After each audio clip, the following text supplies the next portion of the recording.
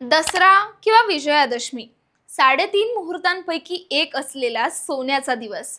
या दिवशी भगवान रामाने रावणाचा वध करून धर्माचं रक्षण केलं होतं. मात्र हा दिवस केवळ रावण दहनापुरता मर्यादित नाही, कारण दसऱ्याला शमी वृक्षाची पूजा आणि शस्त्रपूजन देखील केलं जातं. पण तुम्हाला माहितीये का हे असं का केलं जातं? तर महाभारतानुसार पांडवांना 13 वर्ष वनवास आणि 1 वर्ष अज्ञातवासात पाठवण्यात आलं होतं. त्या काळात पांडवांनी वनवासाच्या आधी आपली सर्व अस्त्र शस्त्र शमी वृक्षाखाली लपवली होती. 12 वर्षानंतर जेव्हा ते परत आले तेव्हा त्यांनी आपल्या अस्त्रांची सुरक्षितता पाहिली. अर्जुनानं ही शस्त्र विजयादशमीच्या दिवशी परत आणली, युद्धाची तयारी केली आणि कुरुक्षेत्रावर विजय मिळवला. त्यामुळे शमी वृक्षाला विजय आणि शक्तीचं प्रतीक मानलं जातं. महाराष्ट्र आणि दक्षिण भारतात दसऱ्याला शमीची पानं वाटली जातात.